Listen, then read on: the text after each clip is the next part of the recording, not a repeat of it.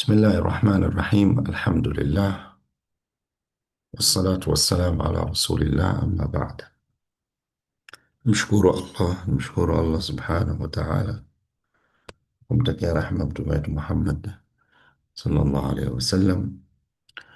Niwakaribishe tena katika mafunzo haya ya uongozi, ambapo tumefikia kwenye mada ya daraja au levels za uongozi.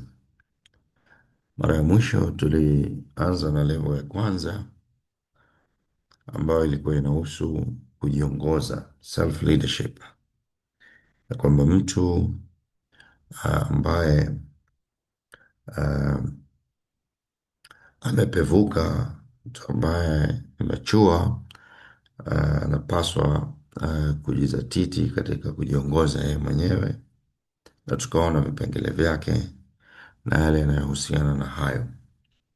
Muhimu ni kwamba mtu anayejiongoza, au ili uongoze watu wengine, unatakiwa wewe mwenyewe uwe tayari ume, umeweza unaweza kujiongoza wewe mwenyewe, unayo malengo, unayo nidhamu, unaweza kujisimamia, unajua wapi unakotaka kwenda, nini unachotaka kufanya na kadhalika.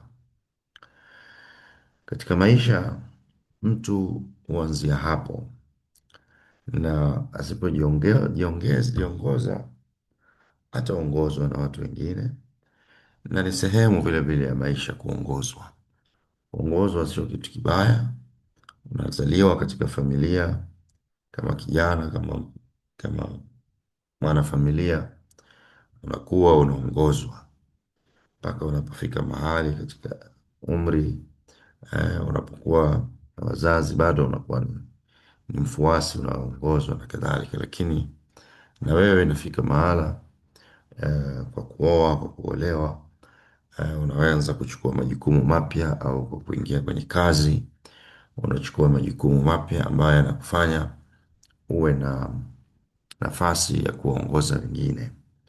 Na hapa tunaingia kwenye level ya pili ambayo inakuwa ni team leadership, kwa maana ya uongozi wa timu. Uongozi, uwezo wa kuongoza kundi la watu ili mfanye kazi kwa pamoja kwa ufanisi na kufikia malengo ya pamoja.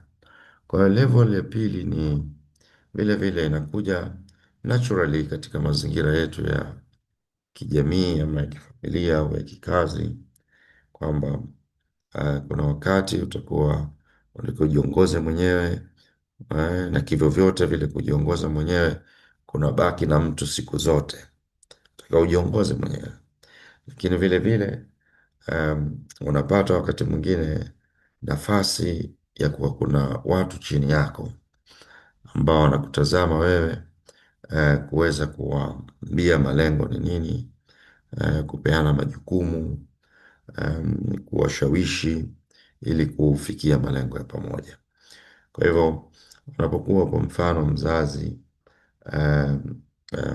kama ukiwa mwanaume umeoa, maanake tayari ushakuwa na timu, hauko peke yako tena, unajiongoza wewe mwenyewe, lakini pia una mwenzako ambaye unatakiwa umuongoze. Sasa ukipata watoto kadhalika, inakuwa timu inaongezeka, inakuwa sio wewe tu na mkeo, bali na watoto, na mke anapata jukumu jingine, jukumu na yeye la kuongoza, kumsaidia mume wake kuongoza hawa ambao Mwenyezi Mungu amewaleta kama dhamana chini yao kuongoza. Kija kwenye mazingira ya kazi, unaingia kazini, unaweza ikawa wewe ni afisa wa kawaida, unatakiwa ufuate, unakuwa ni sehemu ya timu kubwa kabisa, ambao una majukumu yako ambao umepewa, unaripoti kwa mkuu wako wa kazi. Kwa hivyo wewe unakuwa ni sehemu ya timu katika shirika, na mtakuwa na kiongozi wenu, kiongozi wa idara, eh, mpaka inakuja kwenye kiongozi wa juu kabisa, mkurugenzi mtendaji wa juu kabisa, ndio kiongozi wenu mkuu. Na unaweza mtu kawa umefikia hapo, katika nafasi ya kazi kwamba wewe ni mkuu wa idara, chini yako kuna wafanyakazi wenzako kadhaa ambao wewe ndio kiongozi wao na wewe una kiongozi vile vile juu yako.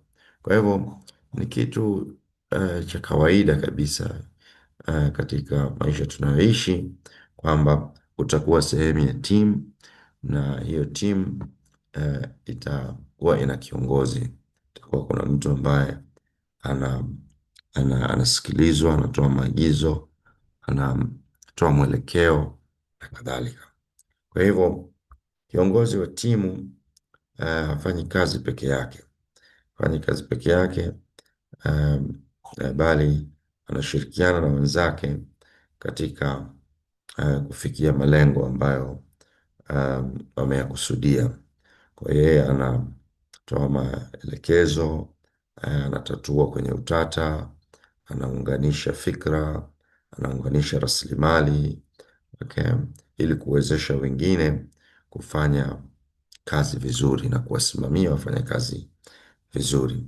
Kwa hivyo lengo kubwa ni kufanikisha timu ifanikiwe katika majukumu yake.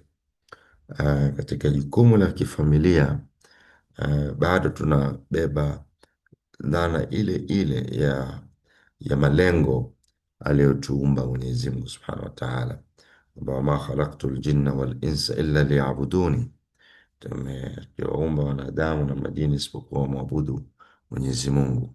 Kwa lengo ndani ya timu ya kifamilia na kusaidiana katika kumcha Mwenyezi Mungu Subhanahu wa Ta'ala, katika kutii amri za Allah na katika kujiepusha na makatazo yake. Okay, hilo ndio lengo mama katika kila maeneo mengine, ikiwa ni katika kuchuma riziki, ikiwa ni katika mahusiano ya kijamii, ikiwa ni katika eneo lolote lile ambalo familia inajihusisha, ni kuishi katika lengo hilo la kutafuta radhi za Mwenyezi Mungu Subhanahu wa Ta'ala. Kwa hiyo watu wanafundishana, watu wanasaidiana, wanaongozana katika jambo hilo. Watu huwa wanalisahau lengo hili. Mtu anafika mahala anasema shauri yake kwa mkewe, shauri yake kwa mumewe, shauri yake kwa mtoto wake. Okay? Anapoteza uh, nafasi ya kushawishi. Unapokuwa kwenye timu, kiongozi anamshawishi anayemwongoza, lakini hata wanaoongozwa pia huwa wanamshawishi kiongozi wao pale ambapo lengo limefahamika. Kwenye timu inaweza ikawa sehemu ya kwenye timu umeona njia nzuri, nyepesi, sahali ya kuweza kufikia malengo, kwa hivyo unamshawishi kiongozi wako pia aweze kubaliana nawe katika jambo hilo. Ndani ya familia kadhalika, pamoja na jukumu la usimamizi, familia ni la mwanaume, lakini bado mwanamke ana nafasi ya kumshawishi mumewe, okay, katika namna ambayo itafanya familia iweze kuwa ni yenye kufanikiwa duniani na akhera. Kwa hivyo team leadership unazungumzia uongozi wa kundi la watu kuanzia mmoja, wawili na kuendelea. Kwa hiyo ni kitu muhimu fahamike ya kwamba wewe na mimi ni sehemu ya timu, ni sehemu ya timu. Ima tumebeba dhima ya kuongoza timu au tunakuwa ni team members, ni sehemu ya wanatimu katika muktadha husika. Na familia zetu sisi ni team members, na kwenye makazi sisi ni team members. Kwa hivyo majukumu ya team leader, ukiwa kiongozi wa kundi la watu, una jukumu la kuweka mwelekeo, watu wajue kwamba tuna tuna malengo gani, okay? Nini tutajuaje kama tumefikia malengo hayo, okay? Kwa hiyo kutoa malengo ya wazi kabisa, okay? Kwamba kwa mfano katika familia malengo ni kusaidiana kumcha Mwenyezi Mungu Subhanahu wa Ta'ala, kumjua Mwenyezi Mungu, kusoma elimu mbalimbali okay, na kufanyia kazi elimu ambayo tumeipata, kujifunza maadili mema, na kufundishana maadili mema na kuhimizana kuishi katika maadili hayo. Kwa hiyo inaweza ikawa ni malengo katika level ya familia: kufanya ibada, kusoma, kuwa na tabia njema, kuwa na tabia njema. Kwa hivyo daima kiongozi anasimamia haya: ibada, kujifunza, kuwa na tabia njema, na wale ambao wako katika kutafuta riziki, kusimamia kutafuta riziki sawasawa, riziki kwa njia ya halali. Okay. Kwa hivyo team leader anatoa mwelekeo kama huu kwamba sisi tunaofanya kazi tunashirikiana pamoja katika haya, katika kuhakikisha tunamwabudu Mwenyezi Mungu katika maeneo yote haya. Okay. Na ibada za kisheria tunazisimamisha kwa wakati: kuswali, kufunga na yale yanayofungamana nayo katika ibada, lakini vile vile tumeagizwa kusoma, kujifunza, kujielimisha. Kwa hivyo tutafundishana. Okay. Kiongozi team leader atawafundisha au atawekeza katika kuhakikisha wanafamilia wanajifundisha. Kwa mzazi unapogharamikia elimu ya vijana wako, ni katika kutekeleza wajibu kama huo katika lengo pana la elimu, kisha vijana wako wanapata elimu. Okay. Hata kama wewe ulikosa, lakini wao wanaipata, na kuhakikisha vile vile wanachojifunza wanakifanyia kazi na maadili mema, na vile vile inapofika wakati wa kuchapa kazi, kama ni biashara, kama ni kazini, wanawasimamia wanafamilia kuweza kufanya majukumu yao hayo, kuunga udugu. Vile vile ni katika uh, direction ambazo team leader anaipatia familia yake kwamba sisi hatutaki kuvunja udugu, tunataka tuunge udugu. Okay. Na kadhalika, kutoa mchango kwa jamii na kadhalika. Ama ikija kwenye taasisi, bila shaka taasisi zinakuwa na vision na mission zake, ambapo team leader kama wapo kwenye idara ya human resource, idara ya IT au kwenye idara ya fedha na kadhalika, utakuwa na malengo ambayo yanafungamana na idara hiyo. Kwa hivyo wewe sasa kama team leader ni kutoa mwelekeo, na kisha kama kila mmoja anajua jukumu lake na analitekeleza. Kuhamasisha wanatimu, kuweka morali. Ni wazi kabisa timu ya watu, energy zetu zinatofautiana.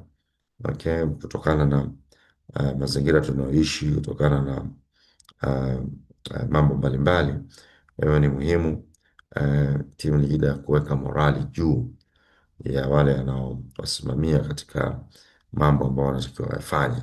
Kuna mambo ni magumu, vijana kwa mfano katika familia kusoma, mtu kuna fursa pale ya kwenda kucheza na kupoteza wakati, unatakiwa umhamasishe kijana kuweza kusoma na kupenda kusoma. Kuna fursa ya kuto kufanya kazi na akawa tu nyumbani anafanya mambo mengine, kumhamasisha kwenda kutafuta kazi za halali na kadhalika. Ukiwa kazini, kiongozi, bosi, hawa wafanyakazi nao vile vile au waliokuwa chini yako watakiwa uwahamasishe katika kutekeleza majukumu yao, kuwatia moyo hata wakati wa changamoto. Kwa hivyo ni wajibu wa kiongozi wa team leader kujenga hamasa ndani ya timu anayoongoza. Kugawa majukumu vile vile ni katika majukumu ya team leader, kila mtu apewe kazi kulingana na uwezo wake. Okay, kuepuka mzigo kubebeshwa mtu mmoja.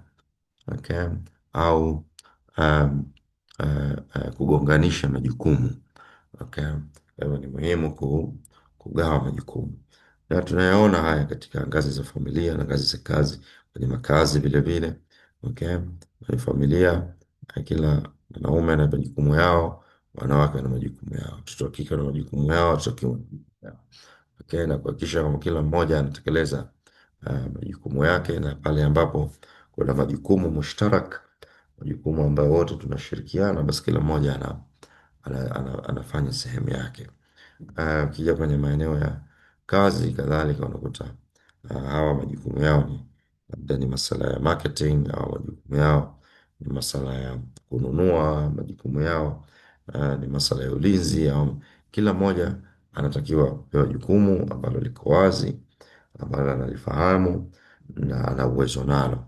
Ambaye hana uwezo nalo anajengewa uwezo ili aweze kutekeleza majukumu yake. Mawasiliano mazuri ni katika majukumu ya team leader communicate kwa wale anaoongoza, ima katika sura ya kusikiliza wanatimu, okay, na kutoa maelekezo katika mambo yenye kuwapa utata, okay, au kuwabainishia kile ambacho tunaweza kukakita the most urgent task. Okay, wakati mwingine kuna important task na kuna most urgent task. Kuna kazi muhimu na kuna kazi inayotakiwa kufanywa kwa haraka. Okay, kwa hivyo ni jukumu la team leader kuweza kuwabainishia hayo wale wanaoongoza kwamba na leo tuna majukumu haya ambayo ni muhimu, lakini the most urgent hapa ni hili ndilo ambalo linatakiwa lifanywe kwa haraka zaidi. Okay, kwa hivyo kuwasiliana ni kitu muhimu sana. Kupokea mawasiliano ya wanatimu, wanaendeleaje, wana changamoto gani, na kutoa hamasa, kutoa maelekezo mapya, kubainisha vipaumbele. Hilo ni jukumu vile vile la team leader. Kadhalika kutatua migogoro. Kutatua migogoro ni jukumu la team leader. Unaongoza watu. Okay. Inaweza ikatokea sintofahamu baina ya wale unaoongoza wana timu, ima kwa sababu moja au nyingine. Kama wanadamu wanaweza ikawa kuna udhaifu fulani au mgongano fulani wa kimaslahi, au mgongano fulani wa wa kimajukumu. Mmoja anaona anabeba mzigo mkubwa peke yake, mwingine hafanyi sehemu yake ipasavyo, anawapelekea wengine waonekana hawajafanya kazi yao vizuri, au kazi kwenda taratibu sana. Kwa hivyo ni wajibu wa team leader kutatua migogoro. Okay, kutatua migogoro hiyo kwa haki kabisa, kusikiliza pande husika na kuweza kutafuta mwafaka na kucommit kila mmoja kuweza kujirekebisha ili kuweza kufikia malengo ya timu. Kwa hiyo unaleta uelewano. Okay, team leader watakuleta uelewano. Bahati mbaya wakati mwingine team leader wabaya wanaleta mifarakano kwa kuonyesha favors, kupendelea huyu zaidi kuliko mwingine. Na ndio maana unakuta katika ngazi tu ya familia Mtume SAW alifunga mlango wa kuja ambao unaweza kuleta migogoro kwa watoto katika kutoa zawadi. Akataka mzazi anapotoa zawadi vijana wake atoe kwa sawa, yani ampe kila mtu zawadi, kila mtoto wake ampe zawadi. Inaweza ikawa huyu ya kiatu, huyu ya nguo, huyu ya nini, lakini maadamu ni zawadi, kila mtu apate, ili kuondoa chuki au kusababisha mtu kujiona kwamba yeye hapendwi na kadhalika. Kwa hiyo ni muhimu kiongozi si tu kuitatua migogoro, lakini kuepusha mazingira ambayo yatapelekea wengine kujiona wamesahauliwa, wengine ndio wanapendwa sana, sisi hatupendwi, wengine ndio wanasikizwa sana, sisi hatusikizwi, wengine ndio wanapewa, sisi hatupewi. Kwa hiyo leader unatakiwa uepuke mambo yatakayo kuweka katika hali ya kuonekana utendi haki kwa wale unaoongoza. Muhimu hili sana sana tulizingatie, ni katika changamoto kubwa ya kuongoza, kubalance mambo kama haya, kuhakikisha ya kwamba wanatimu wako wote unawatazama kwa jicho la usawa na unawatendea haki.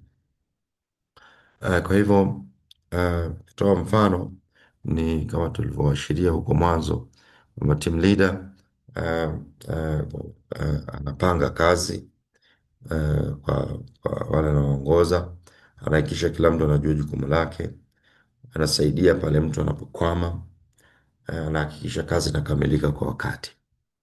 Okay.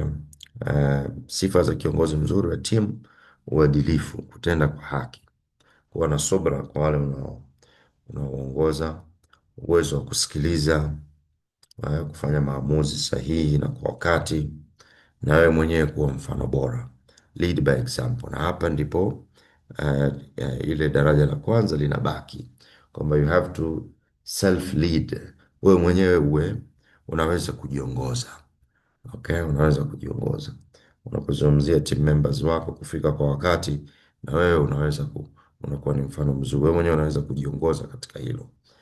Unapozungumzia watu kutumia rasilimali vizuri, wewe unakuwa unawaongoza katika, wao wanajifunza kwako kwa mfano. Okay.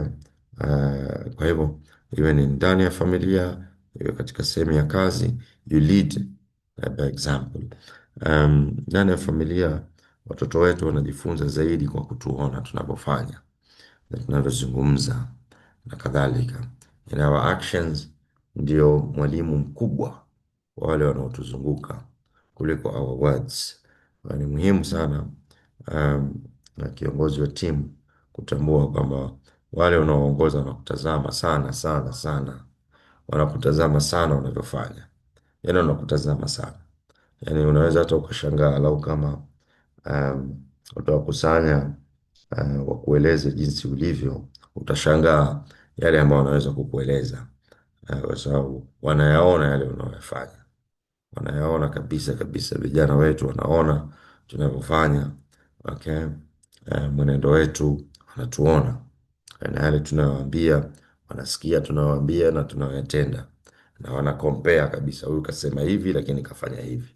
Yeye mwenyewe mzee huyo au mzazi au bosi huyo kasema hivi lakini kafanya hivi. Wanatuona jamani, hawa ambao tunawaongoza. Usifikiri hawatu observe, hawatuoni tunavyokwenda sawa na tunavyokwenda si sawa. Na of course kama binadamu sio mkamilifu, lakini muhimu ukajua ya kwamba wanaokuongoza wanataka kuongozwa kwa example, kwa wewe kuwa ni mfano, sio kuongozwa kwa maneno peke yake. Changamoto katika team leadership, kwa kuwa ni watu wana tabia tofauti. Hata watoto wako ndani ya familia wana tabia tofauti. Wote mmewazaa nyinyi, mmezaliwa na mama moja baba moja, kila mmoja anakuja na tabia zake, anakuja na shakli yake, fikra zake na kadhalika na kadhalika. Kwa hivyo tabia za watu ni tofauti, na hivyo inataka situational approach kudili na hizo tabia za watu kwa busara na hikma. Kuna mwingine kuzungumza lugha ya juu, sauti ya juu, inamhamasisha na anapata kujua kama you are very serious. Okay. Lakini mwingine kuzungumza kwa sauti ya juu au kali inaweza ikawa ni inamdemoralize, inamkosesha morali, inamfanya ajisikie vibaya na kadhalika. Watu tunatofautiana sana. Okay. Na haya ni mambo ambayo yanazungumza kwa uzoefu. Nimekuwa kama baba katika familia, kama mwanafamilia, kama kiongozi katika mashirika, kama team leader, tunayaona haya. Kwa hivyo inatakiwa lazima uwe balance namna ya kuweza kuamiliana na hawa watu ambao wana tabia tofauti, na hii ni changamoto kwa kweli. Wakati mwingine unajisahau, wakati mwingine inakufanya tu kutumia approach ambayo ni very general, ambayo pengine ungepaswa kutumia approach nyingine ingekuwa effective zaidi kwa kudili na fulani kuliko approach ambayo umeitumia. Kwa hivyo ni swala la kulitazama hilo kwa kina unapodili na watu. Okay. Watu wana tabia tofauti, watu wana hulka tofauti, wana uelewa tofauti na kadhalika. wanatakiwa lazima, na hii inakuwa ni changamoto kuweza kukabiliana au kuweza kubalance baina ya mchanganyiko huo ambao upo. Mawasiliano mabaya ni changamoto, kutokuwepo kwa mawasiliano wakati mwingine baina ya wewe kama kiongozi wa timu na wanatimu. Okay, inaweza kukatokea communication gaps hapa. Okay, kama mtu badala ya kufanya kilichokuwa cha haraka akaenda kufanya kilichokuwa cha mazoea tu cha kawaida. Kumbe wewe ulikuwa unalenga leo la haraka, jambo la haraka ni hili, lakini labda huku communicate. Okay, au huyo uliomwambia kupata communication yako kwa wakati. Okay, matokeo yake ukakuta kitu fulani hakiendi. Bwana anasema jamani, mimi nimetarajia kupata ripoti hapa au matokeo hapa saizi, lakini bwana mpaka saizi hajafanya au kitu fulani hakijafika kwangu. Okay, ukija ukichunguza unakuta kulikuwa na communication issue. Okay, kwa hivyo viongozi wanatakiwa lazima uhakikishe una maximize kutumia njia bora na za uhakika za mawasiliano. Okay, na unaweka unafungua milango yako um, uh, iwe unaweza kufikiwa.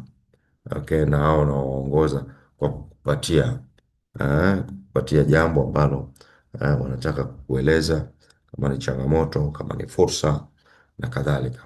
Kwa hivyo kama team leader na watu unaoongoza ambao unahitaji kuwafikishia taarifa fulani na wao wanahitaji kupatia taarifa fulani.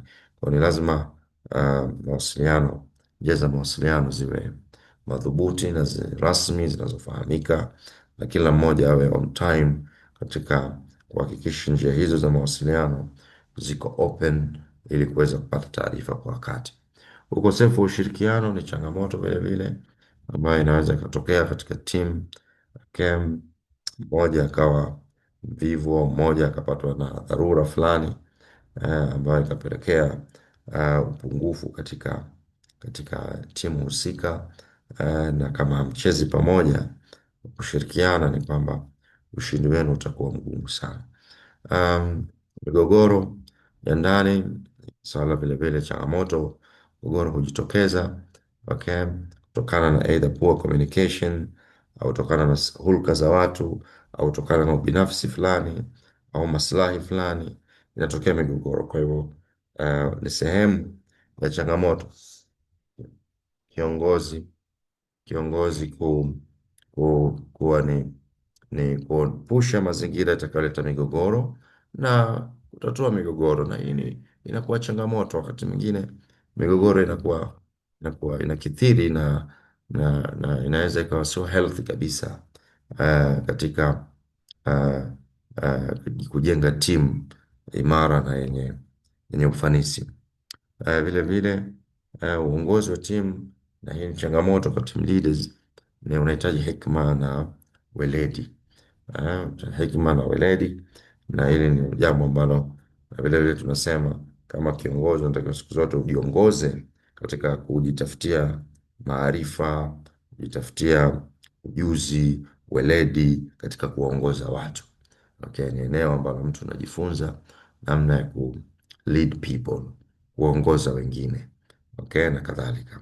Kwa hivyo ndugu zangu, nafikiri hapo itakuwa tumefikia mwisho wa level ya pili ambayo inahusiana na uh, team leadership, uongozi wa timu, na nataka kuona umuhimu wa mashirikiano na kufanya kazi kwa pamoja na kadhalika, ni urudi katika michezo hii ambayo watu tunashiriki, ambayo inatuonyesha nafasi muhimu wa timu. Okay, mnapocheza mpira au kina mama wanapocheza michezo yao mingine, netball na kadhalika, unaona kabisa namna stadi mahiri na umahiri wa timu kwa watu kufanya kazi kwa pamoja, kwa watu wenye tabia ambazo kidogo zinakaribiana. Okay. Kadri tabia za watu zinapokaribiana katika na zinaendana na ile kazi inayotakiwa kufanywa, ndivyo ufanisi wa timu unavyokuwa. Mpira unataka weledi, kadiri wanatimu wanapokuwa na weledi unaokaribiana au wanapokuwa na weledi unaohitajika katika eneo husika, kwa sababu kuna washambuliaji wanatakiwa weledi wao na kuna walinzi wanatakiwa wawe na weledi wao. Kadiri kila mwanatimu anapokuwa na weledi wake pale alipo na anatekeleza wajibu wake pale wakati unapofika wawe kufanya hivyo, ni wazi timu hiyo itafanikiwa, timu hiyo itafanikiwa. Kwa hiyo kocha anakuwa yuko pale kuhakikisha ya kwamba anajenga uwezo wa kila mwanatimu kwa sehemu aliyopo ili aweze kutekeleza jukumu lake ipasavyo.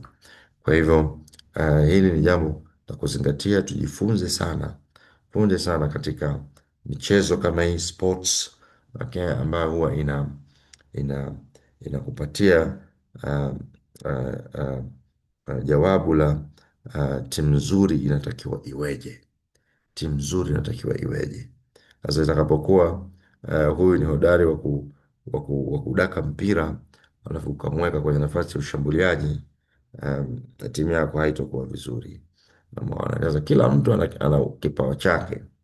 Okay, ana eneo ambalo anakuwa self motivated, hahitaji kusukumwa. Usipoweza kubalance vitu kama hivi, utakuja kuona kuna vitu haviendi vizuri pale, haviendi vizuri pale. Ni kwa sababu pengine eh, mtu uliomweka hana uwezo unaotakiwa kwa pale alipo, okay, au mtu uliomweka hana hamasa ya kukifanya kile ambacho umempa afanye, okay, na hivyo unaanza kuona matokeo ambayo sio mazuri. Kwa hivyo ni kitu muhimu sana watu waka observe katika mazingira ambayo yanahitaji lot of teamwork, kama mpira, uchezaji wa mipira au a lot of teamwork pale inatakiwa. Is a classical example ya timu inavyotakiwa kushirikiana na kufanya kazi pamoja kwa ajili ya kuweza kufikia lengo la ushindi. Okay. Kwa hiyo kama taasisi ni muhimu kujenga timu madhubuti kama hivi, kuhakikisha wenye uwezo katika kila eneo, yule mwenye uwezo na eneo hilo ndo anapewa nafasi hiyo. Okay. Anahamasishwa na anapewa tools zinazohitajika ili afanye kazi yake vizuri, na kunakuwa na kuwajibishana, kunakuwa na kuwajibishana. Ambaye hawezi kutekeleza timu yake nafasi yake vizuri anaweza kubadilishwa. Kama kocha mzuri wa timu akiona huyu kashapoteza nguvu, kashachoka huyu, anabadilishwa, analetwa mwingine. Okay, na hiyo ndio kwenye kampuni kuna ku hire and fire. Okay, ku hire and fire, mtu anaajiriwa, okay, na anaachishwa kazi itakapoonekana hawezi hana uwezo au hana hamasa inayotakiwa katika kufanya kile anachotakiwa kukifanya. Tukimalizia hiyo hapa tutakuwa tumemalizia team leadership, tunaingia kwenye ngazi ya tatu. Daraja la tatu la uongozi ni performance leadership, uongozi wa utendaji. Okay, ni mtindo wa uongozi unaolenga kufanikisha matokeo bora, high performance, kwa kuhakikisha hawa watu, hii timu uliokuwa nayo, okay, inafanya kazi kwa ufanisi mkubwa. Hapa mkazo uko katika mafanikio, impact, okay, results. Tunataka tuone matokeo. Okay, haitoshi kuwa ana uwezo, ana morali, lakini tunafungwa tu kila siku. Haitoshi kuwa ana uwezo, ana morali, lakini mauzo hakuna. Yani duka lipo, mtu ana uwezo, mtu ana morali, ana bidhaa, lakini mauzo hayaonekani, vitu haviuzwi kama kwenye biashara, au wateja hawaji, hawaonekani. Okay. Hakuna matokeo. Sasa aina hii au uongozi wa daraja la tatu ni uongozi wa matokeo. Hakikisha ya kwamba matokeo yanapatikana, matokeo mazuri yanapatikana, okay, katika kila jambo ambalo wanatimu wanalifanya. Okay. Kwa ndani ya familia tunaona matokeo ya ya watu kufanya ibada. Ibada inaonekana, watu wanaifanya ibada. Okay, na ile athari ya ibada inaonekana. Umeona eh? Kama ni kusoma, sio watu wanakwenda tu shule na kurudi, bali matokeo mazuri yanaonekana. Vijana wanasoma, wanapata good results. Okay, ni performance, kwa matokeo yanaridhisha. Si tu kwa mtoto anakwenda shule anarudi, anakwenda anarudi, kwenda anarudi. Okay, results zake zikoje? Okay, results zionekane. Okay, katika nidhamu, watoto wanafundishwa nidhamu, unafundisha nidhamu, lakini unakuta hakuna matokeo ya kinidhamu, nidhamu nzuri haionekani. Okay, inakuwa haina maana. Hatufundishi nidhamu ili kujua, tunafundisha nidhamu kujua na kubadili tabia. Kwa hivyo results lazima zionekane, matokeo. Kwa hivyo kiongozi katika daraja hii hujiuliza kila wakati, tuna matokeo gani? Tumepata result gani? Okay, nini matokeo? Lakini inaanza na wewe kama kiongozi. Okay, wiki hii umefanya nini? Kuna kitu gani umefanya? Umepanda mbegu au ulikuwa wakati wa mavuno? Umevuna nini? Kiasi ulichovuna na juhudi ambayo imefanyika vinaendana, vinakaribiana au hali ikoje? Kwa hivyo hilo ni swala la, la msingi vile vile, swala la matokeo. Matokeo yakoje? Kwa hiyo hausiki tu na kupanga kazi, bali kufuatilia utekelezaji wa matokeo. Kama kuna matokeo ambayo yanatarajiwa katika hili jambo, okay, na matokeo hayo ndiyo yaliyopatikana, tunafanya jambo hili tupate matokeo haya. Je, matokeo haya yapo? Okay, au matokeo hakuna? Watu wameoana ili, okay, kusaidiana katika katika uchamungu. Okay, kumcha Mwenyezi Mungu, kukidhiana haja mbalimbali. Je, hayo matokeo yanapatikana? Okay, upendo upo, huruma ipo. Okay, na kama Mungu amewajaalia matokeo mengine kupata kizazi kimepatikana. Okay, kwa hiyo ni uongozi wa matokeo, na jambo linafanywa tukilenga tupate natija fulani. Sasa um, uongozi wa daraja hii una focus katika matokeo, tunataka kuona matokeo. Okay, sio visingizio. Kwa hivyo ni wazi ya kwamba ili ufikie katika au ili uweze kutekeleza aina hii ya uongozi ipasavyo, lazima kuweko na malengo ya wazi. Malengo yanapaswa kuwa yanapimika na ya muda, kwamba tunakusudia tupate matokeo haya ndani ya muda huu. Okay, okay. Kwa hivyo si swala tu la kufanya vizuri, bali kuweka clear key performance indicators, viashiria kabisa vinavyotuonyesha tumefikia au hatujafikia malengo, tumefikia kwa kiwango gani au hatujafikia kwa kiwango gani. Kwa hiyo, kwa mfano kwenye biashara mnawezekana na malengo. Uongozi wenye unaotazama matokeo unakuwa na vipa, na, male, na unakuwa na viashiria vya matokeo. Okay, mojawapo inaweza ikawa ni kuongeza mauzo kwa 20% ndani ya miezi mitatu, au kuuza kufikia milioni kadhaa. Hayo ndio malengo yetu kwa mwezi, kuuza kiwango fulani cha mauzo. Okay, gharama ziwe kiasi fulani kwa mwezi. Kwa hivyo kunakuwa na viashiria vya utendaji na vinasimamiwa kuhakikisha matokeo hayo yanapatikana, au matokeo mazuri zaidi ya hayo malengo yanapatikana. Kwa hilo ni jambo muhimu, kipengele muhimu katika uongozi wenye matokeo, kuwa na performance indicators. Kila eneo tutawekewa targets na tutapima tumefika hatujafika. Uwajibikaji, kila mtu anajua jukumu lake, anajua targets zinatakiwa azifikie, na anatakiwa kubeba jukumu hilo kwa uzito unaostahili. Okay? Hakuna nafasi ya kulaumu mwingine bila sababu. Ushajua nafasi yako ni hii, targets ni hizi, sasa chapa kazi, timiza wajibu wako, na mwisho wa mwaka au mwisho wa kipindi fulani tutawajibishana kuangalia nani amefikia, nani hajafikia. Okay, kwa hivyo kila baada ya muda uongozi wa matokeo unakuwa na kitu kinaitwa performance evaluation.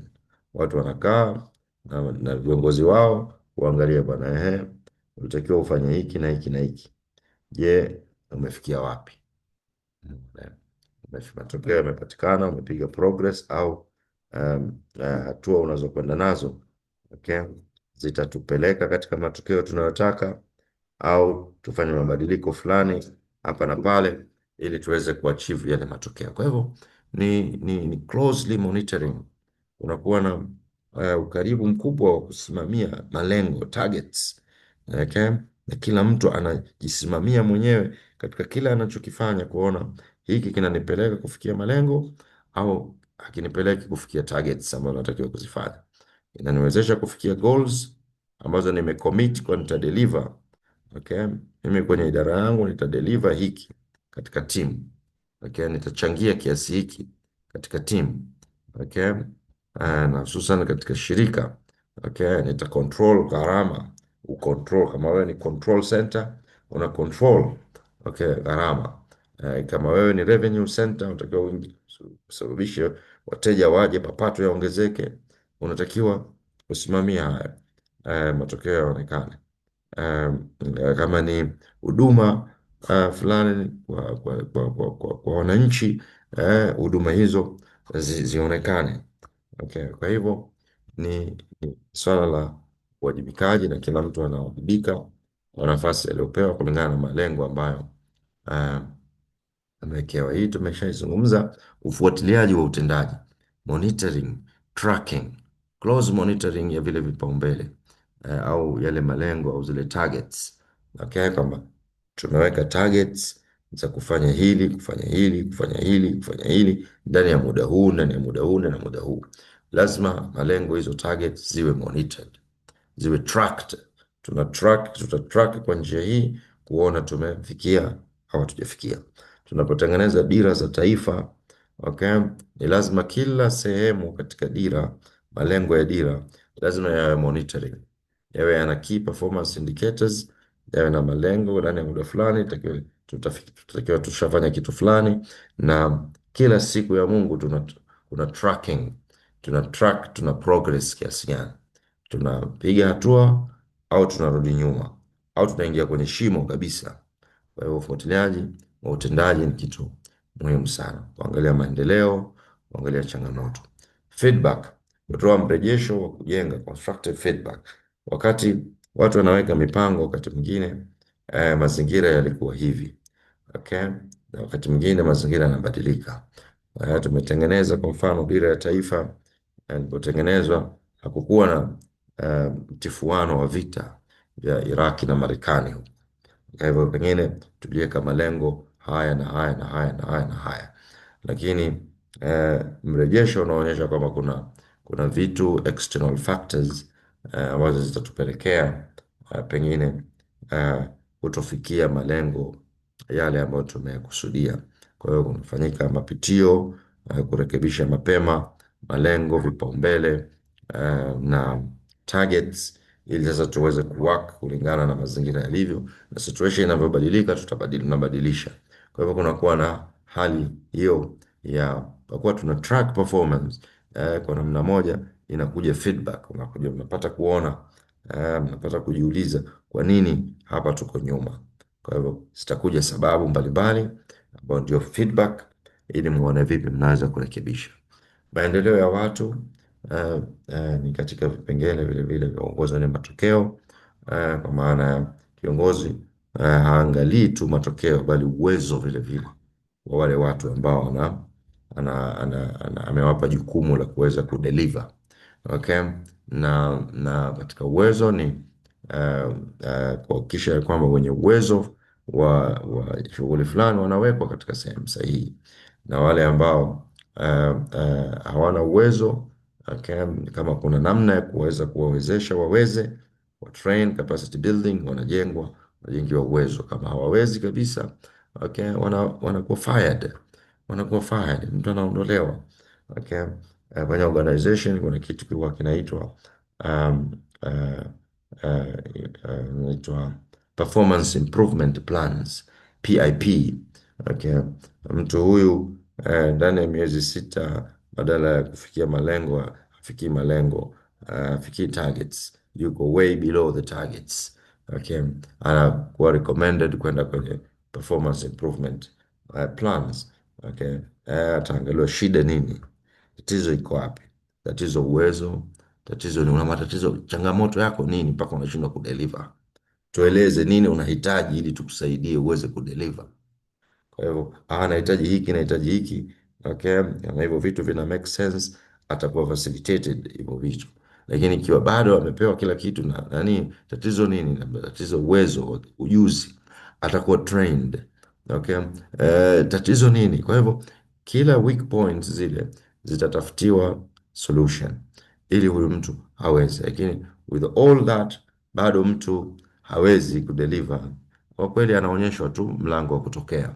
Hakuna sababu ya ku, ya kulea uzembe, na hivyo ndivyo inavyotakiwa katika uendeshaji wa taasisi na mashirika na kadhalika. Just show the exit door. Huyu tofauti na uongozi ndani ya familia, utaendelea kulea, utaendelea kuhamasisha, utaendelea kuvumiliana na nini, kati udugu, lakini kwenye masuala ya kazi hakuna udugu. Kwenye masuala ya majukumu ya kazi, biashara, sijui kuendesha wenyeji wa nchi, hakuna masala ya kuangaliana, kuvumiliana au kuoneana muhali. Umepewa majukumu, okay, umeshindwa kuyatekeleza. Kwa nini umeshindwa kutekeleza? Tunaangalia sababu zako. Okay, kama ni vitu ambavyo viko nje ya uwezo wako, tunaangalia vipi tukusaidie. Okay, tumekusaidia yote haya na bado please, waachie hicho kiti watu wengine wenye uwezo watakaoweza kuleta matokeo. Uh, Hakuna nothing is personal. Ni swala la performance. Watu wanataka performance, wanataka matokeo. Nakupa shirika hili ili uweze kuongeza idadi ya wateja, kuongeza mapato, kudhibiti gharama na matumizi yasiyokuwa na tija. Okay. Na kama hayaonekani matokeo hayo baada ya muda, kwa kweli, wala wakati mwingine huhitaji kuonyeshwa mlango wa kutokea. Wewe mwenyewe tu unatakiwa uone, hapa nimeshindwa kudeliver kile nilichotakiwa kukifanya na hakuna sababu za msingi. Na hivyo bora uwapishe watu wengine kuliko kuchukua mshahara wa watu bila ya matokeo. Uongozi wenye matokeo unaangalia unaangalia kusimamia mambo hayo. Sifa za performance leader: anapenda matokeo, ni kiongozi anayetazama matokeo. Si swala tu la kwamba umeweka juhudi au watu wanaweka juhudi.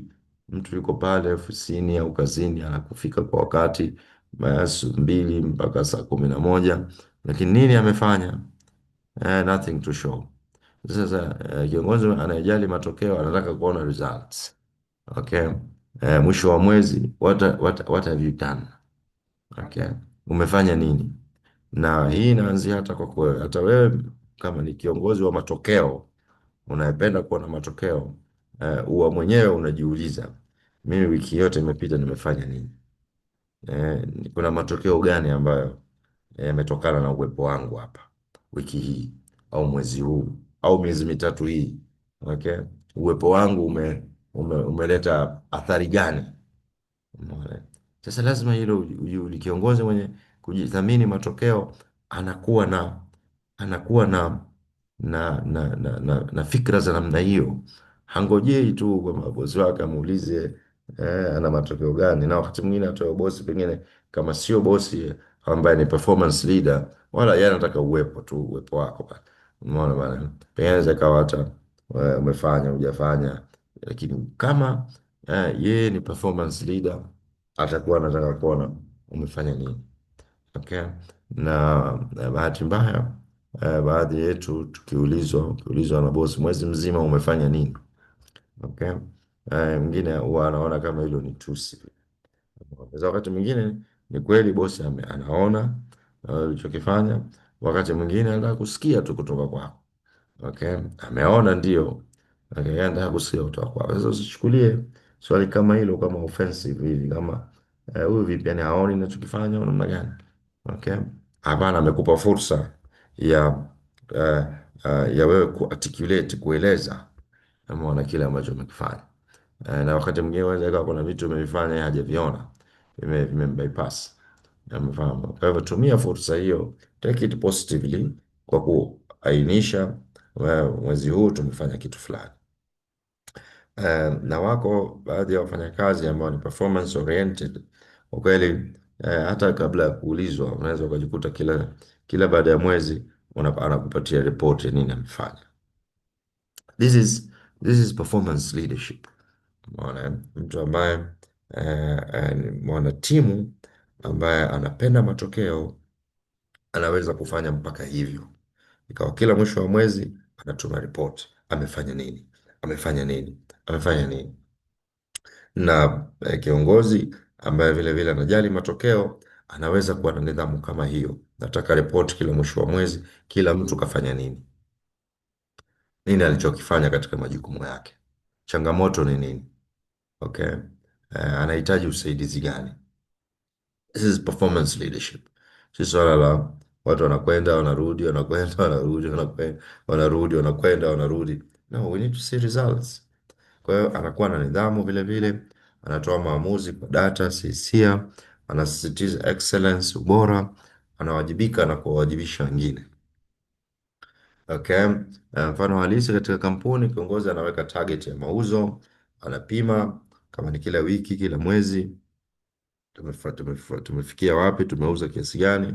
Anawashauri wafanyakazi ambao wanaonekana wako nyuma ya malengo, anarekebisha mbinu ili kufikia lengo. Swala si kazi tu imefanyika, bali matokeo yamepatikana. Kwa hivyo kwenye uongozi wa matokeo, si tu kama kazi imefanyika, bali matokeo yaliyokusudiwa yamepatikana. Kwa hiyo hilo ni swala muhimu sana kwa kiongozi anayejali matokeo. Si tu kijana anakwenda shule, lakini je, anajifunza? Si swala tu la kujenga mashule chungu mzima, nchi nzima, lakini je, watoto wanasoma? Si swala la kujenga mahospitali nchi nzima, majengo, lakini afya, huduma ya afya inapatikana? Okay. Si swala tu la kujenga ofisi za mahakama nchi nzima, mahakama zinaboreshwa, majengo yanaboreshwa. Swala ni kwamba je, haki inapatikana kwa haraka? Okay. Au inacheleweshwa, au hakuna vifaa vya utendaji na ufanyaji kazi katika maeneo husika. Kwa hivyo leadership ya matokeo ni si swala tu la kwamba kazi imefanyika, majengo yamejengwa, masoko yamejengwa, barabara zimejengwa. Matokeo yanayokusudiwa kwa kufanya haya yamepatikana. Lazima kuwe kuna targets, performance targets. Tumejenga barabara hii, tumeingia gharama zote hizi, nini tulichokuwa tunakusudia? Okay, tunakusudia kurahisisha, kuondoa foleni au kuweza kufungua milango ya kiuchumi, kupata maslahi fulani ya kimapato na uwekezaji. Hayo yamepatikana. Okay? Au tumejenga barabara kuelekea katika mashamba fulani huko. Okay? Lengo lilikuwa nini? Lengo ni kuweza kuvutia uwekezaji katika maeneo hayo. Okay? Sawa, kazi imefanyika ya barabara na nini. Huo uwekezaji ule unaokusudiwa umepatikana? Umepatikana au hamna kitu kilichopatikana? Tumejenga shule huko tulikojenga. Okay? Je, okay, eh, vijana wa kusoma wapo? Na kama wapo, je, wanasoma, wanasomeshwa? Walimu wapo wa kusomesha? Okay, matokeo yakoje katika hizo shule? Matokeo mazuri, yanaridhisha? Sasa uongozi wenye matokeo unaangalia hizo performance. Huwezi kuwa wewe waziri wa elimu alafu katika shule zako za umma, okay, 70 80% zina perform poorly. Okay, na wewe ndo waziri wa elimu.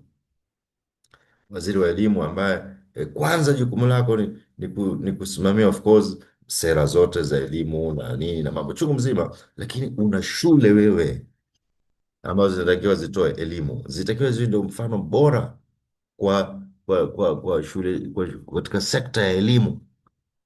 Una shule za primary, una shule za sekondari, una vituo sijui vya ualimu, una ma universities, una nini. Vipi performance yake? Wana perform, zina perform top.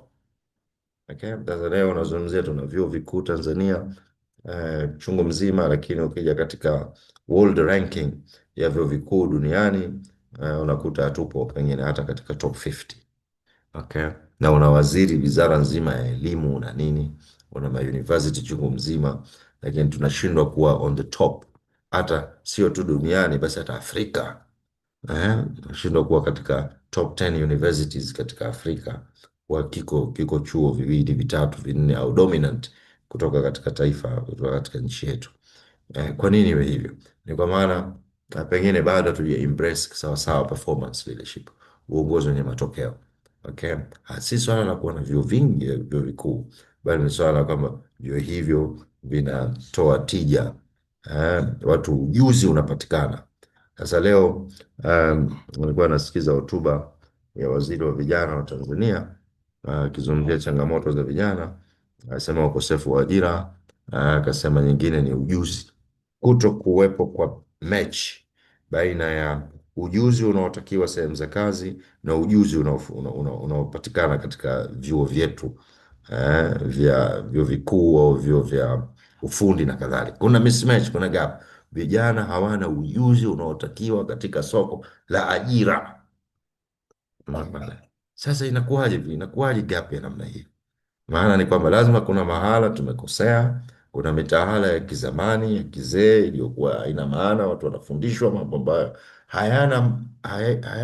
hayana relevance na soko na mahitaji ya soko. Kuna ujuzi ambao unahitajika sokoni, mtu awe na ujuzi huu na ujuzi huu na ujuzi huu. Okay? Hawa ambao tunawafundisha huku kwa mitaala na kwa staili ya ufundishaji na yale haya match. Okay? Mtu anatoka university. Okay? Anakuja kazini hata kutumia kompyuta hajui. Sasa leo kazi zote leo ni digital, kwa yote ni computers. Yanafanyika kwa kupitia kifaa kama hiki digitalization, watu wamedigitize mfumo. Sasa kama mpaka kwenye mtu ana graduate na hajui kutumia kitu kama hiki, kwa kweli inakuwa sasa tunafundisha kitu gani? Umefahamu eh? Tunafundisha kitu gani kama technology uh, taaluma ya teknolojia haijapewa kipaumbele kiasi hicho katika mambo mengi tu, katika ku analyze issues, katika kwenye IT kuna vitu vingi, tools mbalimbali za kutumia kwa ajili ya kusaidia kazi. Mtu amesomeshwa uhasibu lakini hajui kutumia app yoyote ile ya uhasibu. Sasa wewe namna gani? Yani umesomeshwa chuo kikuu Bachelors of Accountancy, okay, hujui kutumia program yoyote ya uhasibu. Umeona? Hujui kutumia program yoyote ya uhasibu, hujui Tally, hujui QuickBook, hujui nini, program mbalimbali, na ndio hizo ndizo zinazotumika kwenye makampuni. Makampuni yanatumia program za kiuhasibu. Umeona? Kwa hivyo uende pale waanze sasa kukufundisha wao, kukufundisha namna ya kutumia hizo program kweli. Sasa mtu anakwenda kwenye interview anaulizwa, okay, okay, umesoma uhasibu, umepiga ma A first class, unajua kutumia app fulani? Sijui. Unajua kutumia nini? Sijui. Sasa mtu anaona hii, mi nataka mtu ambaye ana ujuzi, namweka pale anafanya kazi. Maana sina muda wa sina resources za kufundisha. Maana mimi nakumbuka niliwahi kuajiri mtu ambaye amemaliza form 4, kuhitaji ujuzi mkubwa so form 4, lakini awe anajua kutumia program ya kompyuta, anajua kutumia Excel, anajua kutumia Word, anajua kutumia email. eh, huyu mtu hajui. Umeona? Sasa tukamwonea huruma tu, tukasema okay, let us invest kujifunza haya itachukua kiasi gani, tukabidi tuingie gharama ya kumpeleka kufanya program hizo akajifunze hivyo vitu. Lakini hiyo ni huruma tu ambayo sisi tuliifanya kwake kumsaidia. Umeona? Bwana ndio kijana huyu, nataka kumpa ajira na nini, ajitegemee kimaisha, lakini sasa hatakuwa hana msaada hapa kama hawezi kutumia kompyuta. Umeona? Hawezi kutumia hizi app. Umeona, ikabidi tutoe pesa zetu mfukoni kumsaidia. Lakini sasa sio kila mwajiri ana nafasi hiyo, na sio kila training ambayo inatakiwa kujenga ujuzi fulani ni rahisi, yani ni nafuu kama hii, labda ya kufundisha mtu kompyuta haijali 200,000, 300,000, 400,000, amna neno tamlipia. Mwajiri gani ana wakati wa kupoteza fedha ziada eti kukujengea wewe ujuzi? Umeona? Sasa kama taifa hatujengi ujuzi wa vijana wetu ambao unaendana na soko, ni kwamba hatuja embrace uongozi wa matokeo. Uongozi ni kuleta matokeo ambayo yanatarajiwa. Ama kwa kila siku sisi tuna catch up badala ya kuwa front of the things. Kwa hivyo nilipenda kutoa mifano hiyo ili kuzindua, lakini vile vile wewe kama mzazi na kufikishia ujumbe kama huu, ni lazima usikae tu ukawa unategemea sijui shule zetu hizi zimlete mtoto wako katika level ya ujuzi unaotakiwa sokoni. Umeona? Kwa hivyo hata wewe unatakiwa uone ya kwamba kama huku wanafundisha hiki, okay, na kitu fulani hakifundishwi, uchukue jukumu la kumfundisha kijana wako. Umeona? Otherwise atapitwa, atashindwa kuendana na mahitaji ya soko. Umefahamu? Sasa mimi nimejifunza kwa kupitia hali hiyo ya huyu ambaye ikabidi tumsomeshe kwamba maana bana, kwamba vijana wetu hawa, vijana wangu anakwenda shule, atamaliza form 4. Umeona? Na huko wanapokwenda shuleni hawana hata somo la kwenda practical, sio kompyuta kwenye vitabu. Tuna somo la kompyuta kwenye mavitabu ya watoto wetu primary school. Ukiangalia huko kuna somo la kompyuta sijui nini. Lakini they never see hizo kompyuta, hawaingia hata siku moja kwenye lab. Au muda wa practical ni mchache sana kuliko nadharia tu anazozisoma mtu kwenye kitabu, sijui kuna nini kuna nini kuna nini. Ukitaka kufungua kompyuta unafanya hivyo, mtu ana kremu hizo step, lakini ukimpa kompyuta pale hamna kitu anachoweza kufanya. Sasa tuzinduke ndugu zangu. Ulimwengu unakwenda kwa kasi sana, unakwenda kwa kasi sana, na navyotazama mimi, sisi tunaishi katika nchi ambazo sio tu least developed. Umeona? Kama nchi ambazo hazijaendelea, lakini ni nchi ambazo ni slow sana, yani least developed countries. Moja katika characteristic yake ni slowness. Mambo yanakwenda taratibu mno, taratibu sana. Umeona? Yani very slow. Umeona? Sasa ukija katika nchi nyingine huku zilizoendelea, mambo yanakwenda kwa kasi. You see mambo yanavyokwenda kwa kasi. Umeona? Yani unataka kufungua biashara wewe, it is a fast process. Mambo yanakwenda one stop center, mahala pamoja, unaingia unasajili unalipa digitally tayari.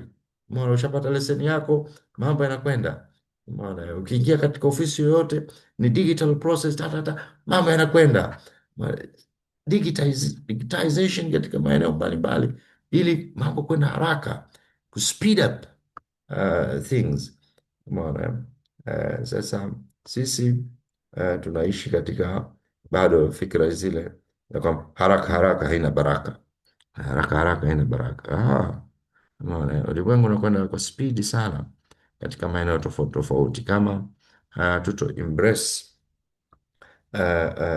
uongozi wenye matokeo, kuhakikisha ya kwamba matokeo mazuri katika kila eneo yanapatikana, sio tu kazi inafanyika, majengo yapo, walimu wapo, lakini performance ya shule katika eneo hilo. Wewe kiongozi, kwa mfano, sijui mkuu wa halmashauri, sijui kitu gani, umeona, shule za halmashauri yako, au wewe mkuu wa mkoa, shule za mkoa wako, poor performance. Kuna maafisa elimu, maafisa sijui kitu gani wako huko kwenye mahalmashauri, nothing, umeona, nothing they do, hakuna kitu wanafanya kuweza kuhakikisha tunapata performance. Sio kwamba hawafanyi kazi, wanafanya kazi hao, lakini mbona performance haipo? That's the question. Hiyo sasa, kiongozi anayejali matokeo, hilo ndio swali linalomuumiza kichwa, na ambaye kila mmoja wetu anatakiwa, mbona matokeo hayapo? Mbona matokeo hayaonekani? Umeona? Sasa swala kama watu wanafanya kazi, watu kweli wanafanya kazi, walimu wanafanya kazi. Umeona? Hao bwana wote wanaingia asubuhi, wanatoka na mapepa work, lakini mbona matokeo ni ya nini ya hii shule? Watoto wasome vizuri, tuone pale tukifanya assessment, tunaona matokeo yao pale. Umeona? Sasa kweli, unakuta jiji kama la Dar es Salaam, jiji kama la Zanzibar, okay, eh, katika labda wilaya fulani, Temeke au Ilala, matokeo yanatoka, okay. Ukiangalia shule za umma, hali mbaya kabisa kwenye matokeo. Sasa unajiuliza, yuko wapi afisa elimu, sijui meneja wa elimu, sijui vitu gani wa elimu, wa maeneo haya, wanafanya nini yani kama matokeo ndo haya? Tunajisifu na tutajigamba kwamba uandikishaji wa wanafunzi umeongezeka. Sawa, idadi ya wanafunzi imeongezeka, ni performance nzuri, ni matokeo mazuri ya kama tumejenga shule na nini, idadi ya watu wanaokwenda shuleni imeongezeka. Sawa, but lengo nini sasa? Kuongeza idadi ya wanaomaliza form 4 na division 4, au watakaomaliza form 4 division 1? Umeona? Sasa huwa mimi nashangaa sana kwamba katika viwango vyetu vya ufaulu vinavyotangazwa na NECTA kila mwisho wa mwaka, unakuta division 4 pia inahesabiwa kwamba ni ufaulu. Division 4 ni ufaulu, wakati mtu huyu wa division 4, okay, kwenda form 5 na form 6 haendi. Okay. Sasa vipi division 4 inakuwa ufaulu kama hawezi kwenda, hana progression, hawezi kwenda katika hatua kama ya form 5 and 6 ambayo ndio natural progression. Anatazamiwa mtu aliyemaliza form 4, okay, na kufanya vizuri aweze kuprogress kwenda ngazi inayofuata, ambayo natural progression yake ni form 5 and 6. Okay. Anahesabika huyu amefaulu wakati hawezi kwenda huko, kwa hiyo anakwenda kwenye another route, inabidi aende, kwa sababu hawezi kwenda huko, inabidi aende kwenye another route ambayo wanakwenda sisi kwenda kusoma certificate, okay, ambayo sio natural progression, okay, lakini inabidi anakuwa forced kwenda huko. Of course wako wengine ambao wanaperform vizuri, wanakuwa na khiari ya mtu kwenda form 5 and 6 au kwenda kwenye diploma au kwenda kwenye certificate, okay, lakini ufaulu upimwe kwa ile natural progression. Wangapi ambao wameweza kufaulu kiasi ambacho wanaweza kwenda kwenye ile ngazi ya asili ambayo anatakiwa mtu aende nayo? Unaona? Sasa unakuta namba zinatoka, tunasema ufaulu umeongezeka. Ukiangalia hao wa division 4 ndo wamejaa, division 4, division 3, okay, zimejaa pale. Umeona bwana, na hasa division 4 na division 0 zimejaa pale. Umeona? Kwa hivyo ni masala ya kutafakari kwa kina, lakini narudi kwako wewe kama mzazi, una jukumu la kuangalia matokeo, sio mtoto wako anakwenda shule tu. Masuala la uongozi wa matokeo linaanza vile vile na wewe na mimi. Mtoto anakwenda shule, okay, matokeo yake vipi? Unaangalia matokeo?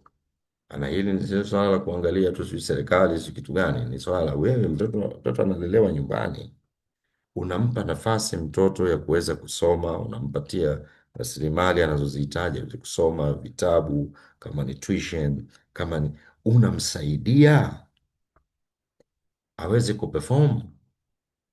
Haya ni mambo ambayo unatakiwa, kama wewe ni kiongozi wa matokeo, Kwako wewe haikufurahishi tu mtoto ametoka leo amekwenda shule, inatakiwa lazima vile vile ushughulike na matokeo ya kijana wako anavyo perform, sio tu shauri yako mwenyewe, shauri yako mwenyewe, shauri yako mwenyewe.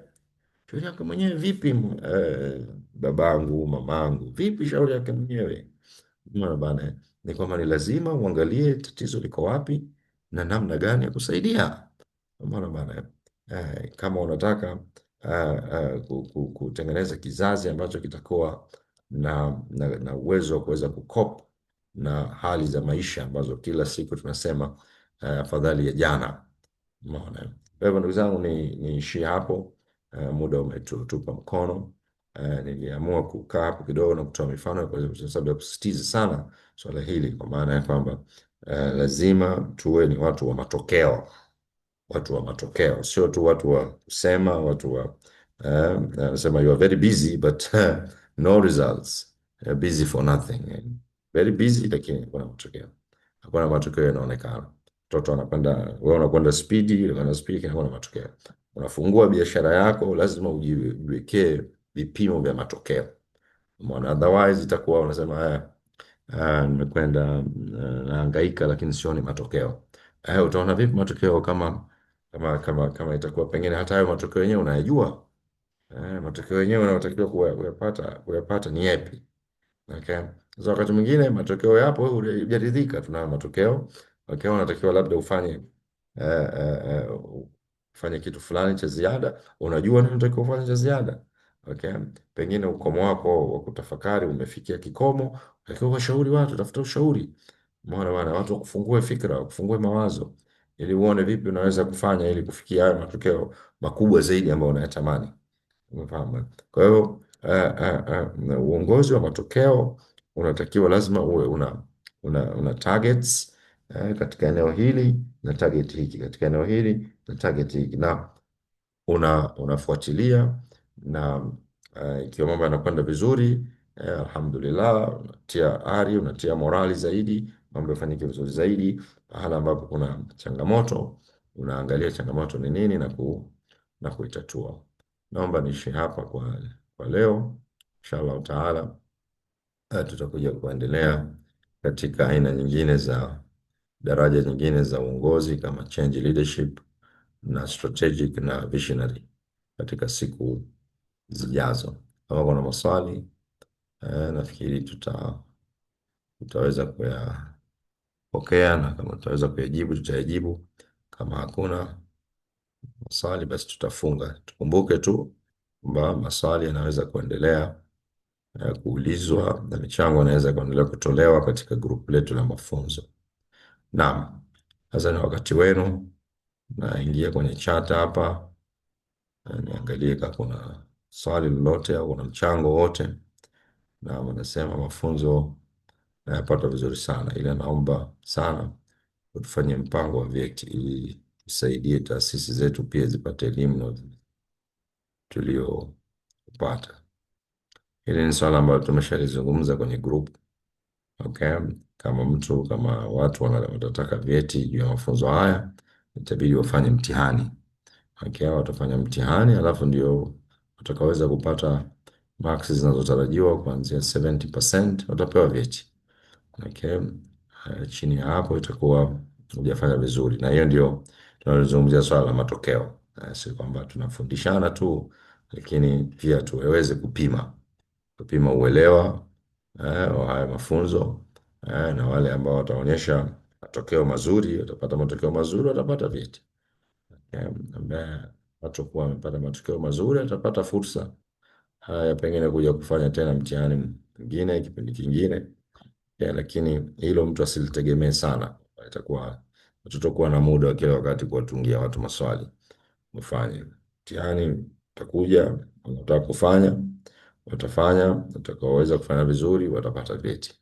Hatutakuwa tuna vyeti vya kuhudhuria, vile vyeti tu vya kuhudhuria hivyo havitokuwepo kwenye mafunzo haya, kwamba umeshiriki. Japokuwa tunatambua juhudi hiyo, lakini tunatambua pia kwa uchunguzi wangu wa maswali ninayouliza kwenye grupu, unaona kabisa kuna watu hawafuatilii, wapo kwenye grupu Okay, tunatuma YouTube, tunatuma notes na bado watu hawafuatilii. Mtu anajibu kwa sio usahihi, unauliza maswali kwenye grupu, watu wengine wanakosea. Kwa hivyo lazima tuhakikishe kwamba hatupeani tu vyeti vya kurembesha kwenye CV, bali ni vyeti vinavyotokana na mtu kweli amejifunza na amepimwa na ameonyesha umahiri fulani katika kile alichofundishwa, sio tu cheti cha kuhudhuria. Nafikiri hili limeeleweka. Naam, kuna swali lingine au hakuna tena swali kwenye chat? Kama kuna mtu anataka kuuliza moja kwa moja, nimkaribishe.